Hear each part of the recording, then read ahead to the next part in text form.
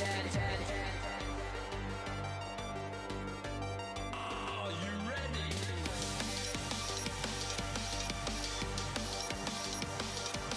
Let's go.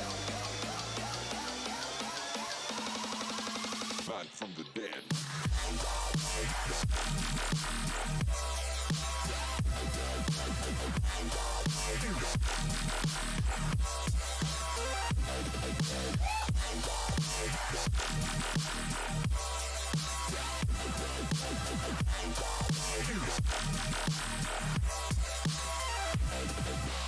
We're back from the dead.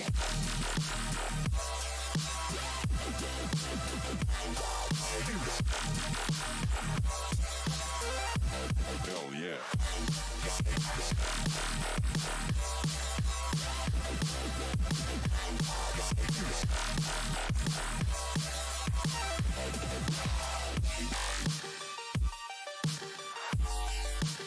We're back from the dead.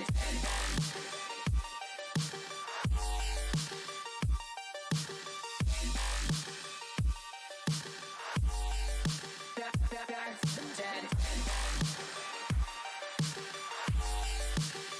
Back from the dead.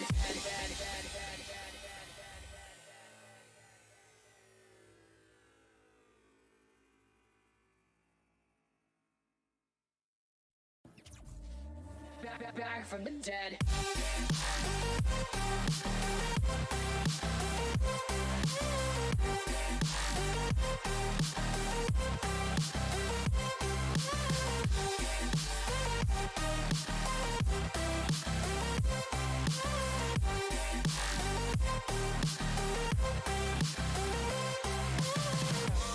Ladies and gentlemen, you're all invited to go fucking mental on this motherfucking drop. The countdown has just begun.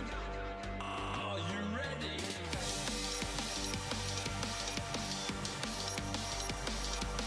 Let's go. Now we're back from the dead.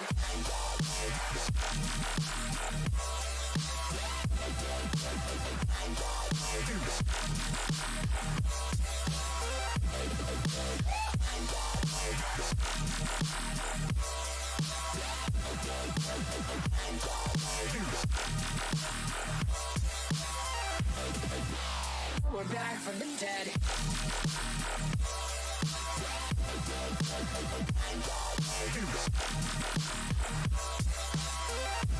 Hell yeah.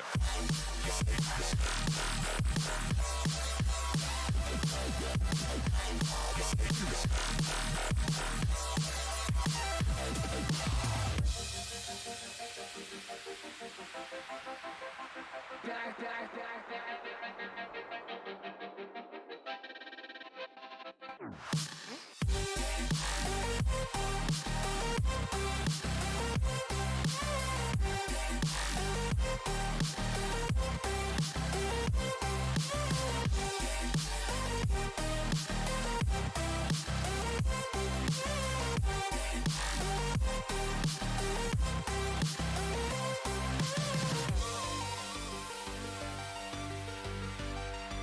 We're back from the dead.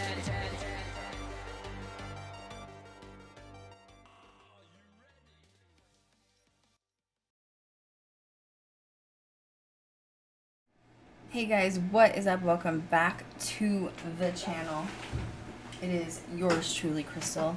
Clearly I'm not together today because you can see my backdrop, and you know what? I just don't care. It's a paranormal podcast for those of you brave enough to join the circle.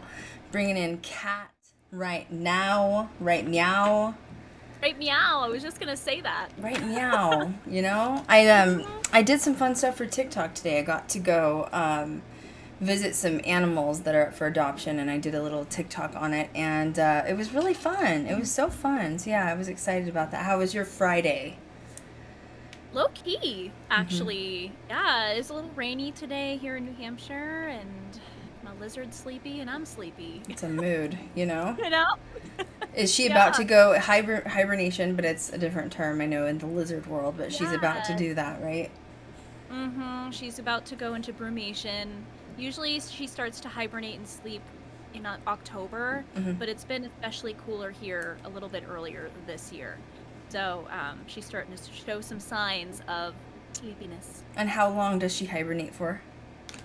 Up to 6 months. Jesus. Up to 6 months. They don't eat. They don't drink anything. They just sleep, which is a mood. I also wish I could do that. I would, if she needs a roommate, just let her know. You know what I mean? Like, will. I'm Absolutely. interested. You know, like I'm down for hibernation for 6 months. No. For real. So today is going to be a good stream as always. Kat and I are just all over the place, and that's just like what we do. You know what I mean? Like it's just how we do things. There's so many things to like chat about today. I think let's start with like paranormal news stuff first.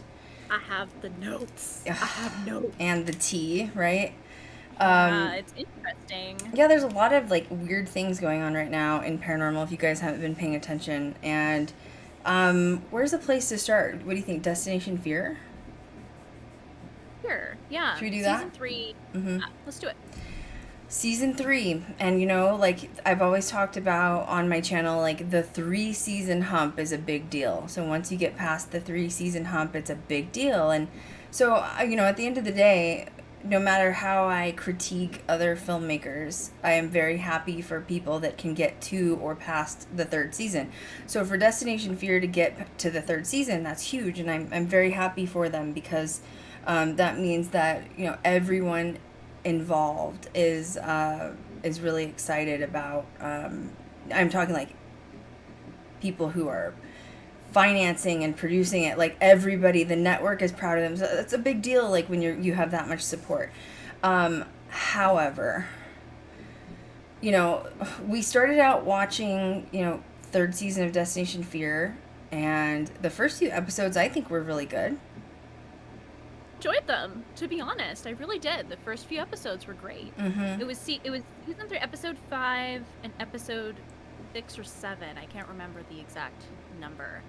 That some interesting things started to happen, and I was like, okay, all right. Mm-hmm. And it's hard because, like, you have the same problem I do now, which is it's really hard to sit through any sort of film without analyzing it and critiquing it. So immediately you're going to be like, ooh, that was a red flag. Ooh, that was weird. And so most of these episodes of Destination Fear you watched before I did, and you were like, I'm not going to tell you what happened, but like you're going to find it very interesting. So I did watch them sort of after Kat, and then we kind of came together with some ideas on it. So I'm going to let you start the chat of like the first few red flags that you were like, what's going on here? Yeah, I think it's really interesting too. Like, I really enjoy, especially watching like paranormal shows, because it's a really great learning experience as well as someone that's still trying to get immersed in the film world. So it's fun to, not fun, I shouldn't say fun, but it is good to sometimes pick apart some things just to get a different take on it, you know? And with episode 5, it was Chelsea's pick. They went to Greene County Elms house. I can't remember, I think, was it in Pennsylvania? I can't really remember. It's East Coast, yeah. It was somewhere like northeast, yeah, for sure. Yeah, and it was during the beginning. So usually when each episode begins, the crew or whoever is in charge of picking the location, they go to an area that's, you know, the aesthetic or the theme of the location, but they don't know the location, and they do something like crazy. So essentially, they each got like a week where they got to pick their own location, and Chelsea's was this place that nobody's ever investigated before. Yeah. Which is a little dangerous if it's not well known, just because as a filmmaker, you're going to be going in there and you're going to be concerned, what if we don't get any paranormal evidence? You know what I mean? Because like that's a fear that executives have. When you're in negotiations with executives, it happens to me every negotiation. They sit me down and say, so what happens if you set 10 locations for a series and 2 of them you get no evidence? And I always say, well, that's never happened to me. But, you know, the likelihood of that happening is locations that no one's ever done before. Like, I'm talking even, like, local groups. Like, nobody's touched it. And it is scary. It's dangerous because you are, like, you know, you have to deliver at the end of the day. And if you're coming back without any evidence, that's complicated. True. That's a really good point. Yeah, it was interesting. I liked the history of the location as far as I can remember, but it is hard. You're kind of gambling with the experiences you might have there. Um, but the part that really was interesting to me was instead of going to a place to go and do something crazy, Chelsea did something in regards to like fear. So she had this box. She set up this table outside of the RV, and nobody could see inside the box but her or the camera that was, looking at the items in this box. And she wouldn't tell Dakota, Tanner, or Alex what was in the box, but she would tell them to stick their hand in the box, and they would feel weird things and essentially, this is my take on it. Like, if you notice this season, I mean, they've always done like a little bit of an adventure on each location. Adventure, yes. But this one was like, this season it's not just random. So like the first season they were didn't they go to like Niagara Falls just because they were in the area, like. And I don't mind random adventures, honestly. I don't think the adventures need to be pertained to every location. But this season, for some reason, they're tying it all in, which honestly sometimes doesn't make sense. Like, one episode, they jumped in the freezing ocean. And I was like, because, like, men died in the water, like, and they were, like, literally in their swimsuits in the middle of winter in the Atlantic Ocean. And I thought that was kind of dumb and weird. Like, you could literally get hypothermia. It's really not cute at that point. That's dangerous. And then this episode, basically how they tied it in was, this location's never been investigated, it's never been done, it's never been touched.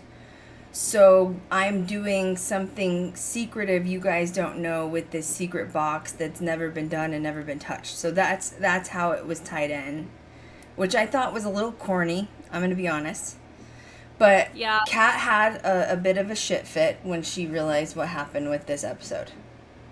It was really, I wasn't expecting it, but she had put, spoiler alert, by the way, if you haven't seen the episode yet, she put a bearded dragon in one of the boxes, and I was like, oh, Lily, like, oh, cute. But when there was so much yelling and, like, the hand was being put in the box, you could see some signs in the dragon that it was a little stressed, I guess, was my main concern. And then the other, the other instances were worms, like mealworms, which is what a bearded dragon eats. And then the last one was crickets. So someone put their hand in the box and there'd be crickets everywhere, which is also a bearded dragon eats. So and there were snakes. Yeah, and there were snakes too. I think it was like 2 or 3 or something like that. Mm-hmm. They were big size. Mm-hmm. To me, from what I could gather from something like that, I could only assume if this was a location that hadn't been investigated at before, that a lot of time was put into booking the location and finding out the information, and not as much time was put into what would happen before they go to the location. Like the adventure, adventure. Yeah. Right. Mm-hmm. And yeah, it seemed like a pet store why visit. were you triggered? Because Kat is a owner of a very famous bearded dragon. No. She's becoming famous on Instagram, literally. Yeah, all 50 followers. She's so famous. Yeah, y'all. she's very famous. No, but really, you've had a bearded dragon, and you adopted this dragon from a friend, and you didn't know anything about dragons, and neither do I. I don't know about lizards, but like she's like a person in her own. Lily is I get pictures and videos every day of Lily. And that's your dragon. And, I agree. I think that, there's something called black beard that lizards get when they get stressed or scared, or they're feeling agitated or territorial, or like they're going to be hurt. The females don't bite as much as the males can be quite aggressive. But I think Kat's biggest concern was, you put a lizard in a dark box, and then people are grabbing at it and they're screaming at it. And it could stress the lizard and essentially like kill it from a heart attack or stress. And I think that's what upset you the most, right? Mainly the biggest thing that I was upset with. Yeah, I mean, for the most part, they're really chill, but in such a weird, chaotic moment as that was, and I'm sure it was a lot longer than the clips that they showed in the episode, I was a stressed dragon mom. I was a very stressed dragon mom. So, yeah, that was... I wasn't a huge fan of that. Right. Well, I think it goes back to like just respecting all creatures. Like, just because like someone out there watching may not be a lizard person doesn't mean they're still like a living creature, and they still deserve sort of respect. I'm assuming that the snakes they used for this episode weren't like, venomous or like biting sort of snakes. So I don't think those would be as affected. But you're right. Bearded dragons are highly sensitive. I mean, like I said, I see Lily every day and she reacts to noises and everything. So yeah, I can't imagine. You're right. Where did this idea come of for their adventure? You randomly get this idea of like, oh, let's scare him. Let's go to the, store and buy a bearded dragon. You also don't agree with bearded dragons being sold in stores because you think they're such high maintenance, and you believe that this particular kind of reptile should have never been a pet. People kill them and they die easily because they're temperamental. I mean, the temperature has to be right, the food has to be right. I mean, it's a very particular sort of creature to have as a pet. So you were like, why did you randomly just go get a bearded dragon and throw it in a box? It's an exotic pet. I mean, and they're already in unfamiliar territory because they're only native to Australia. And I know I have one, but it was adopted. I didn't buy it from a store, and I'm not saying if you bought one from a store, it's wrong. It's just my opinion on that, and how I felt in that moment. Well, you've also helped rescue bearded dragons before in the past. Mm-hmm. And rehabilitate dragons. So this is serious. Like, this is a side you guys may not know about Kat. Like, she has owned chinchillas before. She's owned hamsters, guinea pigs. Like, she likes those little creatures, which is fine. She's very much Green Witch vibe, you know what I mean? And then she has her little dragon. And you're right. Like, I've seen all of the little agendas that Kat has been on with saving. She's literally rehabilitated dragons to where they were dying, like literally, and she's kept them in her house. And so she understands how literally fragile these things are. Anything, like even the temperature, being out in the cold in a box without right, you were upset about that too. Like, it shouldn't have just been thrown in a box without a heat sensor. Who knows how long it was in the box for. You're in the middle of New England in the winter. It can die literally because it's a desert creature, literally. I mean, it's something called a UV light. It's a heating light as well, but bearded dragons need UV to help strengthen their bones as well as other digestion, like literally. Mm-hmm. And when they don't get that UV and they're just kind of put in there with a heat lamp, they get really bad bone deformities where like their arms are growing in the other direction, and some of them end up having to like lose their legs. And so it's just, when I see things like that when it comes to bearded dragons, I get a little sensitive. Well, and this is winter time, and it's probably Burmation time, which is their hibernation. So Kat's kind of like, why are you when a bearded dragon goes into their hibernation, they go into hibernation for 6 months max, sometimes even a little more, and they don't move for 6 months. They sleep, they pack on a bunch of pounds, they don't go to the bathroom, they don't eat, and you're not supposed to move them when they're in hibernation. Hibernation in the United States for a bearded dragon would be our winter time, and that's because they are, normally a desert creature. So Kat was kind of like, why are you throwing this bearded dragon around in a box when it should be in hibernation in the middle of winter? Plus you have it out in the cold. Like, there were a lot of like, what the hell are you guys doing? That was a little bit of a trigger for me. I'm not gonna lie. So that was my take on that episode. And then we had the other episode of episode 6 or 7 with Alex's location. Mm-hmm. And that was wild. That was at Old Fellow's home. And someone was at the location at night. And that was the part that I was really interested in Krystal watching because... my light is flashing and your, audio is cutting out. I don't know, what demon's in my house tonight, but I really don't have time for this. You know what I'm saying? Is it me? Is it on I don't think so, because it's happening when my light flashes, so something's messing with my electronics like normal. Welcome to the Ghost Girl Diaries podcast, where ghosts make their way right into my house to make themselves known. Sorry, okay. Yeah, we had a weird instance before we came on, too. Someone's webcam went off completely. Yeah, it was disconnected. So I was like, okay. Someone said, what are the Dutch bearded dragons? I don't know what that is. Do you know what that is? No, I'm not familiar with those. I don't know what color? That is. Yeah, what color? Color, yeah. Yeah. I have a what's called a leatherback morph bearded dragon. So they're pretty rare bearded dragon, but they're mainly bright yellow. mix between bright yellow and orange. So they might have different names for different colors. Mm-hmm. This Starburst is a very yellow bearded dragon, like in itself, when it's just that. You know, Cat's making me want like an iguana. Now I want an iguana. And I want a bonding moment with the chameleon. Oh my! I went into this. This is so off topic, but who gives a shit? Like this is just what we do. I called Kat one day and I was like, I hate you, and she's like, why? I was like, I'm not a lizard person, and you're making me like these weird things. You know what I mean? Like this lily is so cute. Like, and so I go in the pet store and there's a damn chameleon. And I'm video recording Kat, and it's literally like slowly reaching out to me, like, take me home. And I was like, damn it, Kat. This is your fault. I'm just saying, she almost did. Okay. So, close. Oh, someone else said I was really mad when they brought the animals on, basically as bait to Skinwalker Ranch. Yeah, I've seen some I don't get it either. I mean, Elfie's vegan, and I mean, I'm a huge animal advocate. I can't even talk because it just stresses me out. It does. Oh, it is, yeah. Mm-hmm. Though, like, the little dude couldn't say, hey, dude, can you take me out of this box? Because, like, you're stressing me the fuck out. You know what I mean? Like, they can't talk for themselves, and that's the part that stresses me out. So, yeah, I'm like that just could have been done a little bit differently, yeah, in my opinion. Really bad. Now, the next episode was where I flew off the handle, pretty much. So this is where Alex chooses. So I like Alex. Alex is probably one of my faves. I used to like Tanner a lot. He's very monotone now. You know, like, I don't think people realize when you're on camera investigating or hosting, whatever it is, you can't sound just boring if you're one tone. Like, you got to be excited and like what you're doing.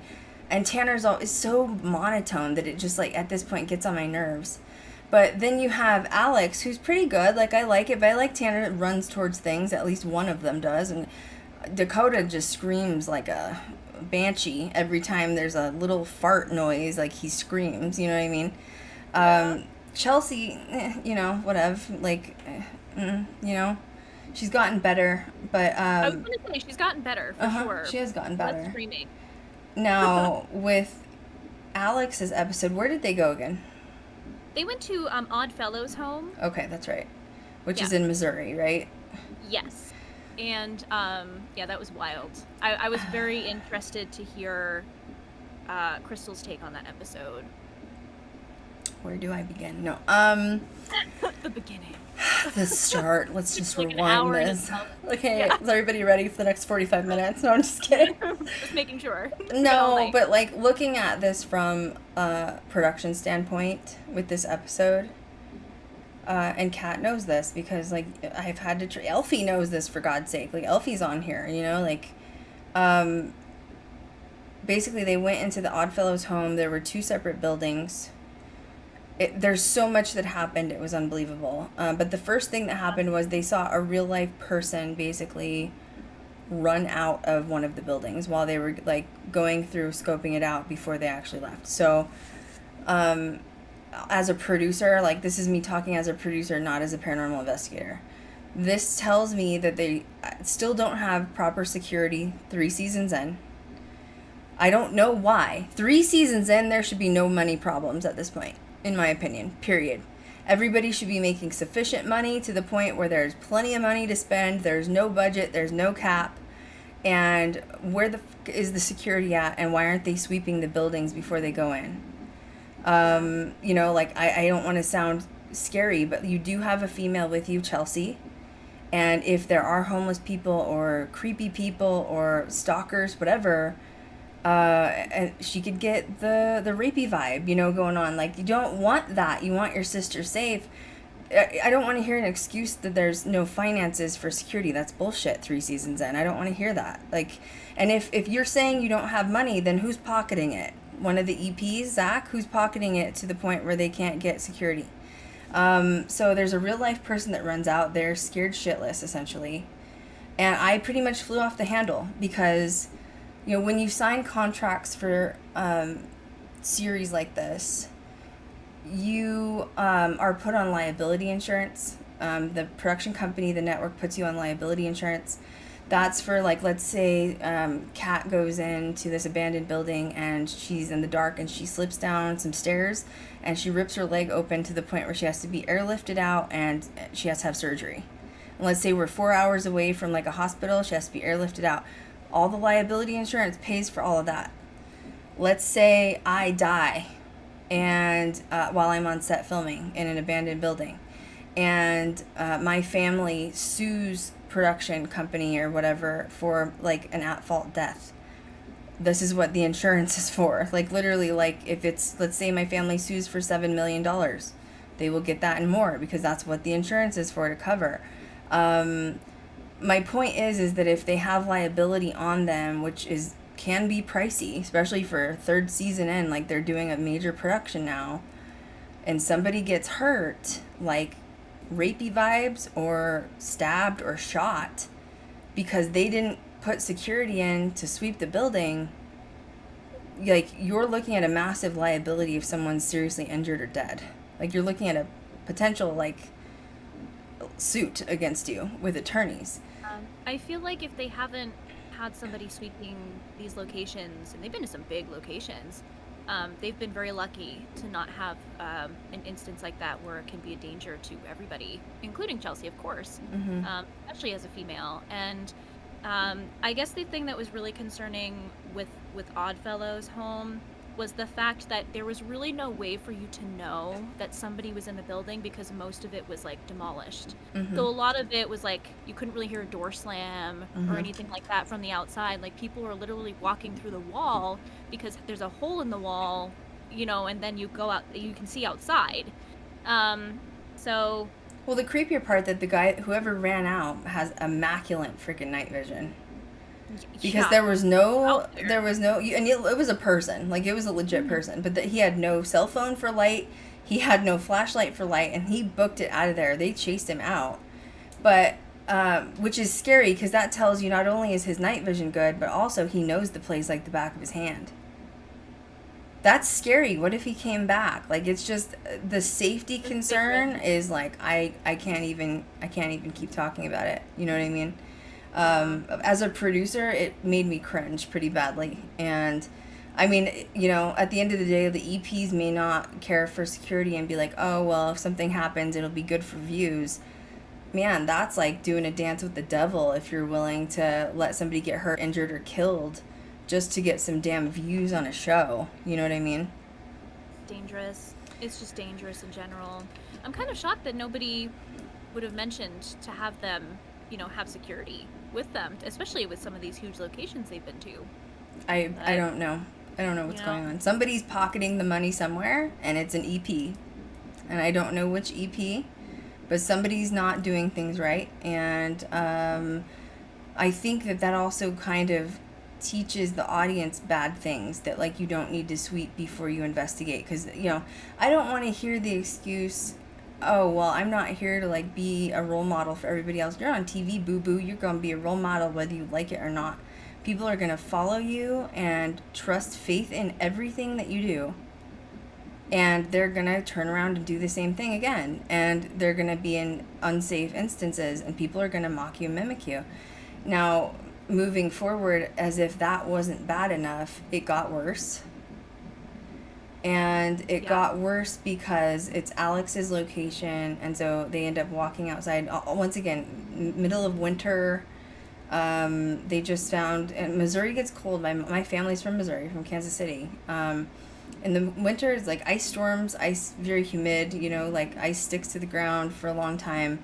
It's very cold. And basically Alex takes everybody outside and he goes, so my twist for this location is I am taking everybody's flashlights away from them for the night. And we're not staying the normal, like, 4 hours. We're staying, like, 6 or 8 hours at the location. And you are not allowed to have any flashlights. And thank God Chelsea did speak up. I was really proud of her because she goes, are you serious? You're going to take our light, our only light source, after we just caught people running out of the building and it's not safe? And Alex was like, yeah, I know I seem like an asshole, but this is the only time I'm going to be able to have control over the situation. And he proceeded to take their flashlights and They went into the building, isolated each one of them in completely separate areas with absolutely no light source. Yeah. Oh, that wasn't smart. That wasn't smart. I mean, you know, like, I play the feminist card a lot. You know, like, I do. And, like, I like to be the strong female, especially when there hasn't been a lot in this industry. And, like, we're trying to break barriers and make changes as being strong women because, you know, the image of men in the paranormal industry is greasy hair and biceps and threatening for a demon to come up out of that ground and get you. Okay, so we're trying to break barriers here. But at the end of the day, I also am not stupid. And when I say that is I know that when Elfie, Kat, and I go to film, we are women, period. And we have to be safe no matter what. And for Alex not to consider Chelsea in that moment by taking away her flashlight, making her sleep completely isolated and alone in a building where people had broken in and just ran out, really pisses me off and rubs me the wrong way, to be honest. That there wasn't respect on her side, at least. Like, fine, Tanner and you know, Dakota go without a flashlight, whatever. But Chelsea's a girl. Like, she, you know, women can get overpowered very easily. Very easily. And I was pissed, to say the least. How'd you feel about it? I felt the same. I didn't think that was the right decision to do, and you know, he did mention that would be his last time he'd have a location. So I don't know if that was, like, you know, a discussion beforehand, but I feel like he kind of ruined his time to pick a location by making that decision. You know, that was just not safe. Not safe. So they stuck it out. You know, unfortunately, they never have the best evidence coming out of there. They always have one or two things. I don't like the way that it's being edited.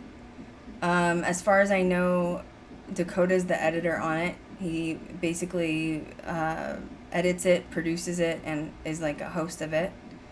And I think he's doing too much, and I think it's starting to show through his work. It is impossible for one person to do everything. It is impossible. Now, I think that he also might be trying to follow in the shoes of what Ghost Adventures did in the beginning, which was Zach and Nick were EPs, Aaron was camera tech, Nick was camera tech, Zach was host, and then editing-wise, it was pretty much Billy, Nick, and Zach. So I think that in Dakota's head, he's like, I can do the same thing Ghost Adventures did. The difference is, though, is Ghost Adventures came out like 10 years ago. And the reason that Zach and Nick were in control of the editing was because nobody knew how to edit paranormal footage like night vision footage. You can train people to do that now. You don't have to be in control of everything. And I think that Dakota's bitten off way too much because it shows in his... I literally was watching the episode and I was looking at the time frame of, you know, a typical episode is like, okay, it's like the build up and then, like, you know, the letdown or whatever. And it's like literally 4 or 6 minutes of night vision footage. And like, this goes back to them saying in the beginning when they first started the series, saying, I am not a paranormal show, we're an urban exploration show. But you're using night vision and you're using ghost gear. So which is it? Like, either shit or get off the pot. Like, there's no in between. There's no kinda. You're asking things to make a noise. You're asking things to let you know you're there. You're using the Ovilus. You're using all this equipment. But yet you're editing it like it's an urban exploration show. And then he's going on and on about... He did this huge blathering thing about, oh, what fear does to the mind. And, like, all these controlling situations. And we're going to blindfold you in the dark. But yet we're still ghost hunting. So it's like... You can't do both. Pick a side. Pick one. Either make it urban exploration or paranormal. It's so, like, flimsy back and forth. I don't really know what's going on. The message isn't clear. And I feel like that would only cause more frustration during the editing process, especially if Dakota and I think somebody else named Alex or whatever is helping with the editing as well. But, I mean, I can only imagine that must cause, like, a creative block because... It does seem like in some of the episodes that there is some confusion as to what the message is. Mm-hmm. Because I don't think they used paranormal equipment for that episode, did they? Not for that one, but I mean, pretty much No. everything else they did. They had the Ovilus. Weird. Yeah, it was weird. Someone said, do you think Dakota feels pressure to edit this because Zach's the producer on it? No, I think that the executive producers are cheap asses. And I think that Dakota isn't being tough enough when he starts negotiations with the executive producers. He needs to lay down exactly what he needs and what he wants. He needs to go to the EPs before season starts and say, hey, I can't keep editing like this. I literally have no life. Like, he talks about it on social media. That, like, all he does is work and edit and film, and that's it. And, like, I don't know if it's on his part. Maybe he learned from Zach. Zach's very controlling when it comes to, like, film. And, like, it's okay. Like, he's good at what he does. So maybe Dakota took that and he's trying to, like, recreate it in a way.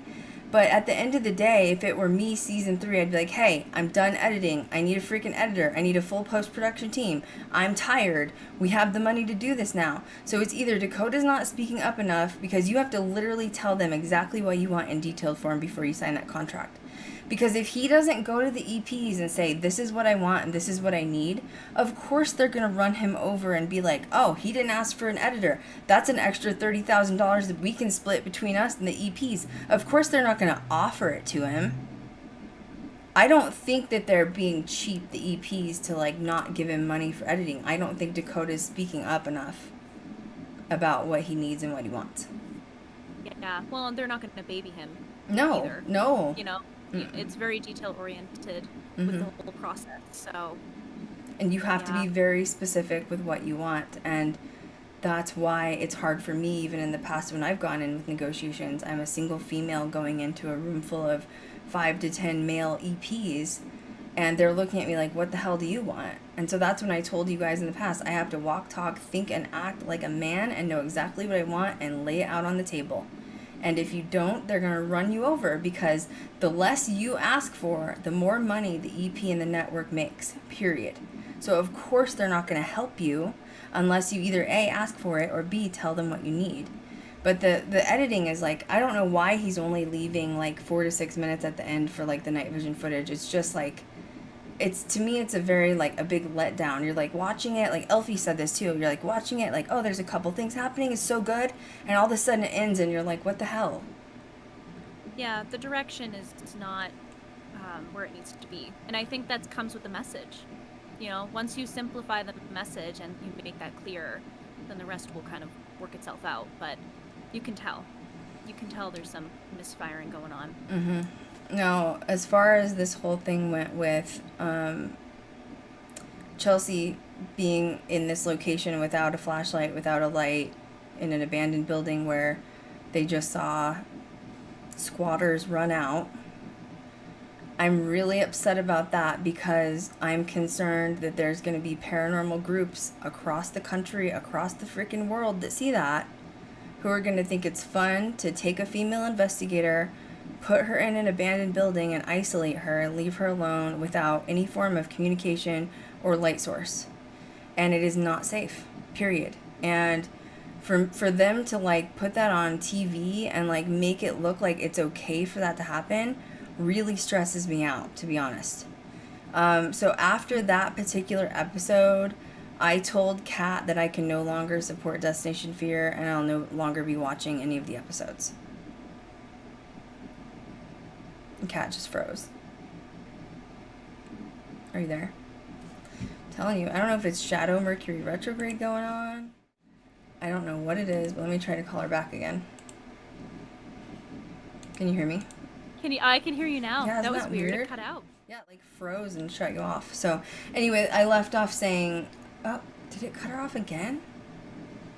Shit, Mercury, you mother effer. Cat. Mercury retrograde. Ugh. Are you there? Keeps cutting you out. What is happening? Let me just shut Discord down and we'll just try this a different way. Are you there? Can you hear me? Not stupid? Yeah, it's weird. Like, your camera box keeps, like, going out, and then it's just me. Anyway, the last thing I said was, after this episode with Chelsea being sort of isolated alone I don't think that I can support Destination Fear and watch any more episodes. That's understandable. I think the part that really got me. I don't know what's happening. These. Yeah, my dogs are like, now they're going, I don't know what's going on. I think the part that got me was at the end of that episode, of the Odd Fellows Home episode, Dakota, I can't remember verbatim what he said, so no one crucify me for this, but he said something along the lines of, from now on, they're going to have somebody sweep the location. And to me, it just kind of hit me, because I'm like, it's 3 seasons in. Mm-hmm. You know, like, I mean, think about the safety of your crew. Like, he does have a lot on his shoulders, and we're not saying he doesn't. But he's also taken on that responsibility, and safety of the crew is number one. And that's why on the production side of any sort of film, it's a lot of responsibility. And like, that's where I think a lot of people don't understand. I say this to Kat all the time. People think like, oh, Krystal hasn't gotten signed yet. Why not? Da, da, da, da. Oh, she's lying. She's making it up. She hasn't done it. Da, da, da, da. You have no idea. That's proof right there that you don't know what you're talking about. Because of the layers that go into it is like so much. And like, I know what I'm asking for in contracts, and you have to be specific or this is what happens. And you're right.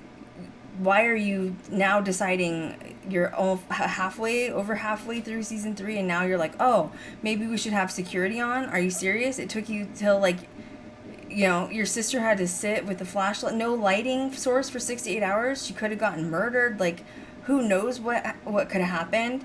And now you're figuring out that it's not safe. It's like, duh. Which I do have to give her props for that, because she handled that like a champ. She handled that like a boss, so you get it, Chelsea. Mm-hmm. That's all I have to say. Mm-hmm. But another thing, too, is all of them were without light source. So, and that place, you're right, was a total dump. There was pieces falling from the ceiling. There was a stairway was missing. If one of them fell down a shaft and died, once again, liability. So that was so dumb on Alex's part. And why Dakota didn't step up, he's a producer on it. Well, if you're going to be a producer, you better act like one, son. You should have stepped up and said, this is not safe. We can't do that. Because then there was like an emergency, like over the walkie. They're trying to run towards somebody else. None of them have light. And they're like running through this place that's like demolished and falling down. And I'm like, how stupid. How stupid. So then you have to ask the question of Dakota, if you're the one in charge of this set, why aren't you acting like it? I don't like the voiceovers. They're talking like doing the history. Tanner reads a part of it, and then Dakota reads a part of it, and then Chelsea reads a part of it. Why? Make it one person. Who's the host? To me, it's like Dakota doesn't want to step on anybody's toes. I bet you this is how he is. I want everybody to be equal. I don't want anyone to think anyone's higher than anybody else. That's not the way it works. Somebody has to be in charge on set. Because somebody has to hold the responsibility of keeping the crew safe. You're not even, unfortunately. The only one that I saw on there as producer is Dakota. And he needs to start acting like he's in charge, and he needs to start taking care of business. Because I'm really concerned, which is why I don't want to watch anymore. Something bad's going to happen. Someone's going to get hurt, and I don't want to see it. And I think it's gross that they would try to get views off of someone getting injured, and I don't want to see it. Scary.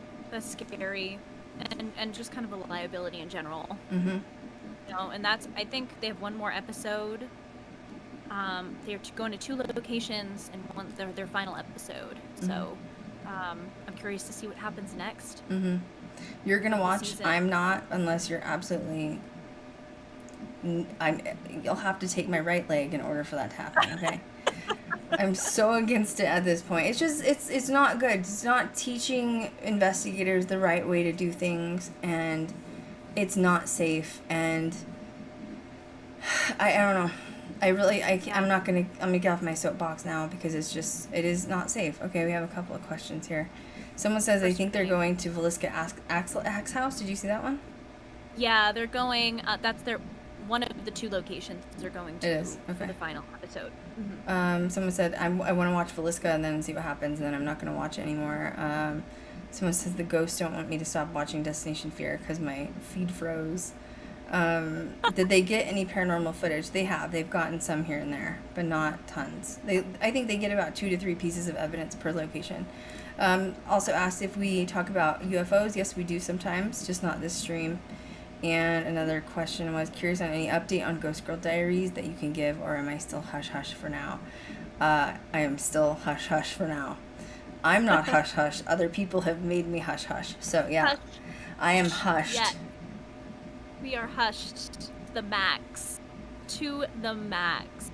I have nothing to say. I don't know what you're talking about. No, I'm just kidding. Nothing going on? No, nothing. Everything's great. You know what I mean? No, it really is. Everything's great. So, It is. Everything's good. Yeah, no, I have nothing to complain about. Everything is amazing in the world of Ghost Girl Diaries. Don't worry. It's I true. promise it's coming. It's moving. Promise. Yes. Moving along. Yeah.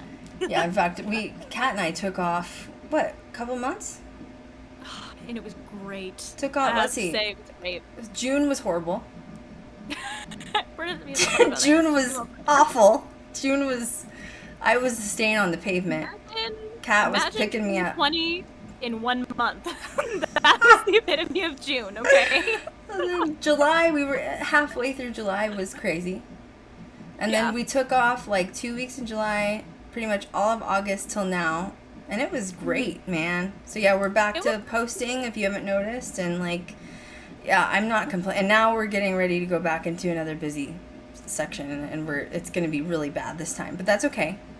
It's fine. No, this is what I manifested. It's fine, you know. This is why we rested. It is. It's important to take breaks. Yep. It's important to take breaks and listen to your body and its needs and do the thing. Yep. Can't kill yourself, over content. But yeah, everything's good. Yes.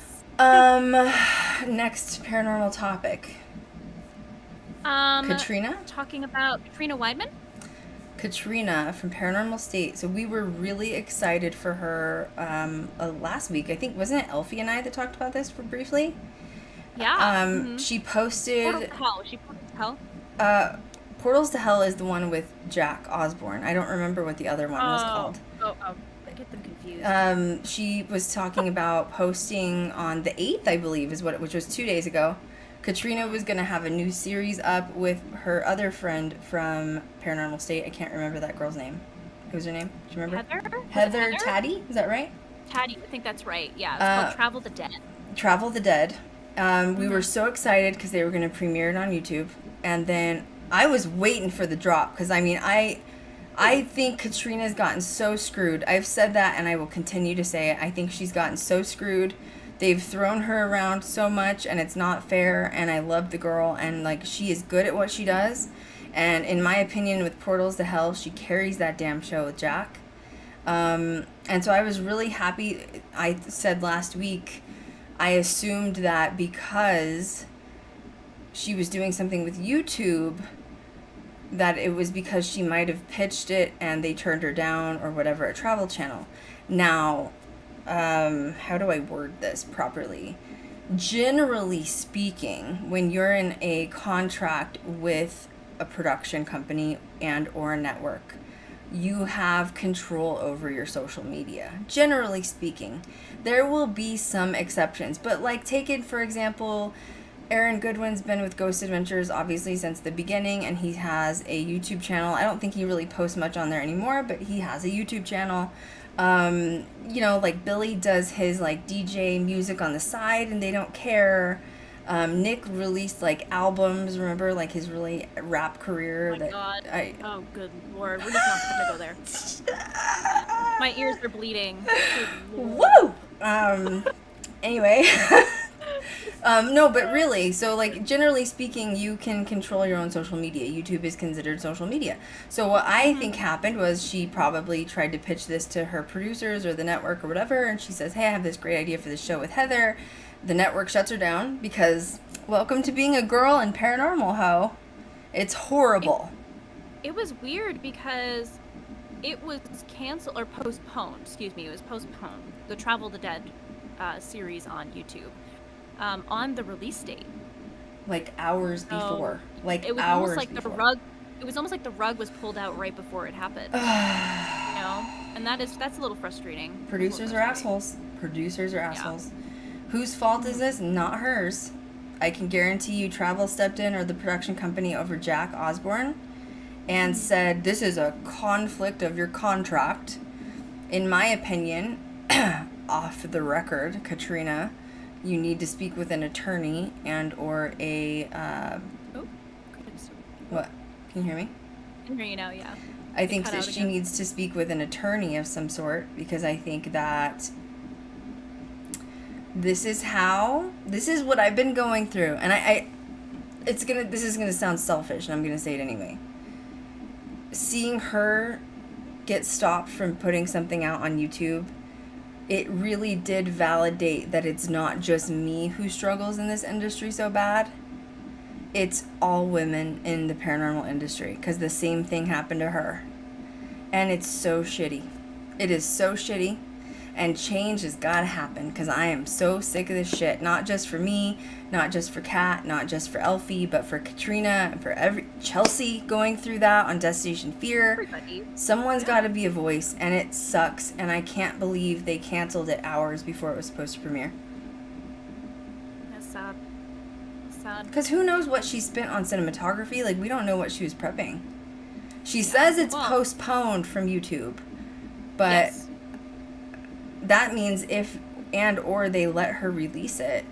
It's so messed up. I am so sick of these producers, men, because they're mostly men, thinking they have control over us. I am so over it. It's not even funny.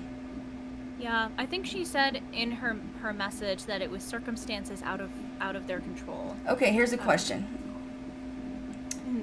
Do you think if Jack Osborne did this online on his YouTube channel, would it have been canceled 2 hours before it was supposed to premiere?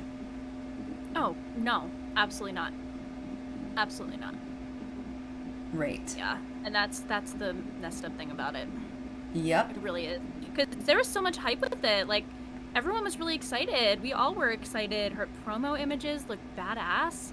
Everything was, like, ready to go, and it was really disheartening to see it postponed on the day of the release. Yeah, it was really, like, you know instantly. If you're immersed in you know, the world of paranormal as a woman and in film, you know the reason why. You know the reason. I feel for her. I feel for her. Yeah. Yeah. She's so great. She's so great. So anyway. I think she comes to hell. I think don't they have a new season coming out? Yeah, but I can't watch that show. Can you watch Portals to Hell? No. Jack just makes me want to throw It's my not head her, into a it's screwdriver Jack. sometimes. Oh my god. He says the dumbest thing. Like I told you, that one episode, he's like holding the millimeter next to a light switch. He's like, oh my god, it's going off. It's a ghost. And I'm like, no, it's not. It's electricity. Like, it just tells you he doesn't know what he's doing. And she does hold the show, but I can't watch it because it's not her. It's not her. Right. Anyway. Jesus, take the wheel. It's or Satan, one of the two, like literally. both at the same time. It's a mix of both. It's just so yeah, Katrina, I love you, girl. I'm so sorry you're going through this. I feel you. You're not alone. You are not alone. Yeah. Okay, next topic. There was one other thing we were talking about. It was Zach's new miniseries. Yes. Oh, you dropped some tea on that. You dropped the tea on that. Okay. So it was announced today. I think he dropped the trailer and the article on his Twitter today that he has a new mini-series airing on October 2nd called The Haunted Museum. Apparently, it's going to be a mini-series that are like mini horror films, and parts of it are scripted, or the whole thing is scripted, I believe. The series does have a 2-hour special and 8 additional hour-long episodes. Right. It's featuring Eli Roth, and he specifically mentioned, I looked back on it after we chatted, Krystal, that it was specifically stated that it was produced in collaboration with Zach and Eli. So I'm who very was the curious to director see- on it, though? Like, produced means planning, pre-production, possibly post-production. Obviously this is somewhat scripted, which means they would have had to have some sort of like storyboard going on. Yeah. Probably co-executively producing it because they both have a lot of money. But Yeah. I am curious to see who's the actual director on it. Yeah, do you want me to look it up, or are you looking it up? I looked it up and I couldn't find anything on it. So I don't think any information's out on it yet. Yeah, I think it's a collaboration effort. Like, I think it was a collaboration. Which Okay, is strange. let me just say that when it would be extremely rare, like extremely rare, for two people to be directing one thing. Like that's crazy to me. There's like, it's something you learn in film school, which is like Stanley Kubrick did a collaboration with another director, and it was just a effing mess because creatively you're both thinking something completely different. So, I mean, there's got to be only one director on it. So, I'm just interested to see how this unfolds. Will I watch it? Yeah, I'm gonna. Are you gonna watch it? Oh, heck yeah. Yeah. Absolutely. Yeah, I'm all for that. Plus Eli Roth is awesome. But I'm interested. I had a question pop up in my head after I read the article, and I'm wondering if he pulled Eli in, Zach pulled Eli in because it is scripted. Right. And Zach comes from reality. Yes. Unscripted. I would agree with that. Maybe that was why, but it still is strange that there's not at least one person. Well, here's okay. So basically, if you don't know what we're talking about, look it up. Look up. I think it's on his Twitter page. I'm not following him, but it's on his Twitter. It popped up under me under like Supernatural or something. So basically, the real stories of the museum, the Dybbuk box, the Devil's Rocking Chair, Lee Shapiro, which is the female investigator that was found dead after she supposedly contacted demonic activity in her living room. I saw that was in there, which is interesting because supposedly her family is completely against any publicity against Lee Shapiro. Like, I mean, totally against it. Like, they didn't even know, her family didn't even know Zach had a, like, monument thing about her in his museum, and they were pissed. Were you talking about that? Yeah, but I saw that in the trailer, which is, it's like this person sitting in this living room chair, like, rocking chair, and then all of these, like, it looks like, I think she called them portals or something, and she had, like, 12 or 18 different, like, speakers that were playing different frequencies, I'm assuming, and supposedly each frequency went somewhere else, and she says that she like contacted demons. She was found dead like literally a day later, but her family was extremely religious, and Lee Shapiro is her name, and was extremely embarrassed by her antics in Paranormal, and they tried to bury her death, bury her like public persona. They didn't want anybody to know about it. So wow, you know, like whatever, wow. I know that it's really hard to find any information about her online, but that looked like one of the pieces in the trailer. Now, as far as him collaborating with Eli Roth, you're right. So if they're talking about his haunted museum item specifications of like haunts, that would probably be on Zach's side. And then they filmed it in a very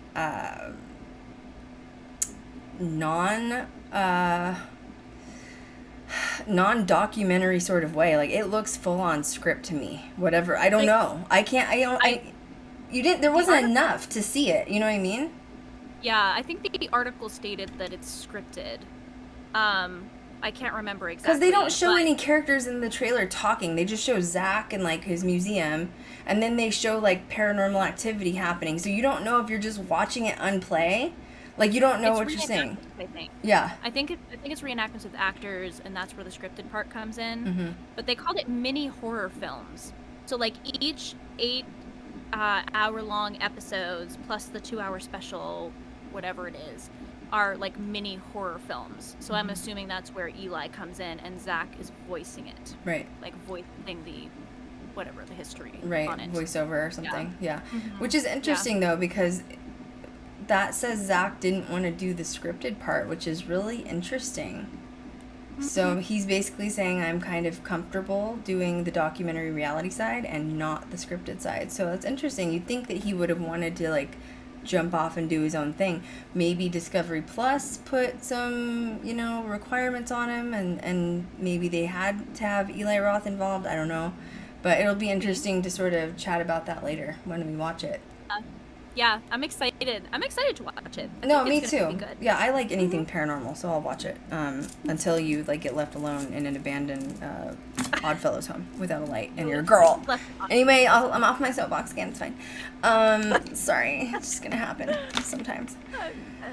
That was normal news. I think that was all of it. That's all I had in my notes, at least. Yeah. So poor Katrina, I feel for you, and that sucks. And when is this shit gonna change in this industry, man? Hey, you never know. Maybe it'll change soon. I guess. Okay, I don't see any more questions. All right, My eyebrows are gonna fly away. Do what? My eyebrows are gonna fly away. I'm like, oh, it's gonna come. The tea. Who knows? So, American Horror Story. So, I mean, we've chatted about a couple of these characters, but in my opinion, I think American Horror Story is one of the best scripted paranormal-based series that's ever been on TV. Cat's gone again. You know, I think I'll... Oh, there she is again. Nope, she's... Agreed. Sorry, you're cutting in and out again. I Were know. cutting out. Ah, it's creepy. It's weird. What is happening? Demons, I think. Probably. Yeah. Just another day in the life. It's fine. Stop Demon it. George hanging I should have saged before What? I came on What? here. Just, it keeps like you're like... Oh my gosh. What? Yeah. What? From earlier, you mean? Or just in general? I don't know. I don't know what it is. There's something like weird happening. It might be just Mercury retrograde shadow period too, with technology issues. Oh, yeah. See? She cut out again. This is bullshit.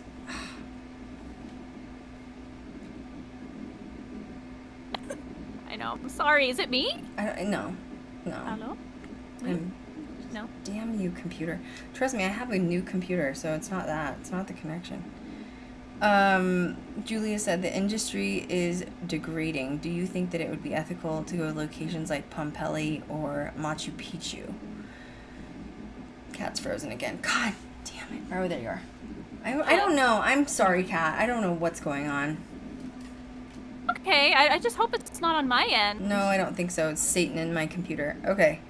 Do you think we should restart before talking about American Horror Story, or let's just do it? Let me try just like, I'll call you back. You just like, okay, disconnect, and then let's just try it again. Let's see if that works. Okay. Hello. So Julie said the industry is degrading. Do you think it'd be ethical for someone to go to locations like Pompeii or Machu Picchu? I don't know. I don't know if you can access Pompeii. You'd have to really, yeah, I don't know. That would be hard to access. Just, you'd have to know somebody. I think you'd have to know somebody. Yeah, I mean, eventually I would love to go to like huge locations like overseas, but with COVID right now, I don't think it's going to be happening. Well, I think Machu Picchu would be hard too, because I believe that's in Peru, and it's basically all outdoor. It's hard at outdoor locations. I think you talked about that recently. You talked about that with Elfie last stream. Yeah. Well, you've done outdoor locations with me. What's it like? I mean, it's a pain. It is. It's hard. It's hard because you have to be really careful with evidence to make sure that it's credible. Mm-hmm. You know what I mean? Make sure that like it's not something outside. It's. She froze again. My God. Maybe I'm gonna have to call the streamer. You just froze again. There, I'm sure it's just like crazy. You cut out again the whole time. You know. Jesus, take Hello. Yeah. Oh my God, I was talking about Machu Picchu. It's okay. It's fine. You're like going on about Machu Picchu. Like, I can't hear you. I don't know what's going on. Do we need to call it a night with the damn stream or what? Now I can see you talking and your audio. Oh. Are you okay? Oh, now you're cutting out. Hello. Oh, you're back now. Can we all just pray together that just, Just do a St. Michael prayer. Okay. Can St. Michael go in my computer and release the demons, please? Like, Jesus, God. It's weird because we're talking now and it's fine, but it's like we talk about... Well, I'm streaming the same way I do every single week. Like, nothing's changed. Like, Jesus. Well, and I'm live right now on YouTube, Facebook, and Twitch. So I have you guys on all different platforms right now. But anyway, we're just going to keep trying, and if it gets too annoying, we'll just stop at some point. Jeez. Anyway, outdoor location. Yeah, and like same week, we went to this Native American location to investigate for a pilot episode. And that sucked because, well, I'm Native American, so I think I really got in tune to, like, the spirits that were in the cemetery area. And I like, triggered the spirits, and all of a sudden, just the wind started picking up. And that's really bad for audio. Really bad for audio. Cat's frozen again. There she is. I don't know. Are you back? Maybe? Okay. Yeah. You are. Can you hear me? Yeah, I just really over it at this point. Like, you know what? We're gonna call it a stream, guys, because I don't know what's going on. I don't know why Cat keeps freezing, but we're not gonna keep going because it's just freezing. So It just happens. Okay. So do we just want to hop in American Horror Story? No, because I have you on single cam right now, because that's the only time it doesn't freeze, when you're not on camera. So it'll be me talking with the voice of Cat. Like, you can be like the god, like the voice of God over me. Oh, okay. Well, let me know if the video pops on so I'm not doing something weird, you know what I'm saying? No, I think we're going to call it a stream, guys. I'm sorry. Oh, no. It's just freezing. I don't know why. Nothing's changed other than Mercury shadow period. So... Weird. I know, it's not the end of the world, you know, we'll just deal, and next week Elfie will be back on. I know it's weird, I don't know why, and it's fine, you know. That was a good stream for an hour, honestly. I think we chatted about some good stuff, some upcoming things, good paranormal news, all the fun stuff. Mm-hmm. Yep. And we can do American Horror Story in a couple weeks. Yeah, we'll do it again. Like, I just like the characters of American Horror Story, and they're based on, like, locations and people, and like, I just think it's really good.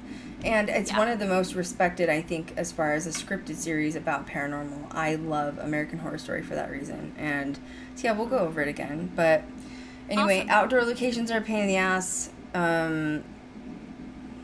There's nothing you can do about it. Just elements suck. Filming in elements suck. So that's why I'm not big on outdoor locations. They're pain. So anyway, do I have any other questions going on that I missed? I'm sorry, guys. Normally we do like a 2-hour stream, but I'm not going to sit here and let Cat's face keep freezing on screen. Do you want me to check my video? Do you want me to check my video? No, it's not you. It's not you. Why don't we just postpone and do AHS next week unless Elfie's not okay with that? Okay, Elfie. Elfie, are you okay with that? I know you're on. She on? Is she on? Yeah, she's on. Yeah, she was talking shit about women in paranormal and how she, Elfie, we love you. Elfie's a badass, you know. We love you. Don't mess with Elfie. She'll burn you in witch hell. You know what I'm saying? Just kidding. She's like, what? I'll do what? No, I won't. No, just kidding. Look, never underestimate the power of a witch, okay? Yeah, that's true. That. It's a mood. Just depends. Ooh, follow us on social media. I posted some new videos today. I posted about some animal rescues that are going on in Vegas. So if you're a local, I did not. Somebody asked if I adopted any cats or dogs today, because you know I love animals. No, I did not. Although there is a cat named, oh my god, what's his name? Not Midnight. I think it was Midnight, no? No. Oh my god, what was his name? Anyway, there's a cat that I filmed today, and he was born without hind legs. And he scuttles around all over the place, and he's so freaking cute. And nobody will adopt him because he doesn't have back legs. And I was like, that's not fair. Somebody's got to adopt him. He's so freaking cute. So, he's a sweetie. Now, I did want to adopt. I was about ready to just carry him out. You know what I mean? But this close to becoming a hoarder, so I just have to be careful. You know what I mean? Cat's a bearded dragon hoarder. You with the beardy. Yeah. I know. I see them and I'm like, I'm gonna take you home. It's fine. Oh, God. Jesus. Well, I know, thank you guys. Watch our social media. Sorry we had to cut it short tonight. We're going to be all right. We're going to make it. And follow us, yeah. And we'll catch you guys next. This will be uploaded as a podcast. Next week. Yeah. Wait, you cut out. What did you say? I said the ghost of cat says we'll see you next week. The god voice of cat, who's Voice of cat. The ghost of cat says. It's literally, I can't wait to watch this later because it's just gonna be my face and like your voice just like pops in. I can see her on my other screen. You guys can't, and so it's just like God, the voice of cat God is above us, and she's just with us. So anyway, It's so weird you can see me. I don't. When you're not on double screen, you're fine. So I don't know, man. That's whatever. a mood.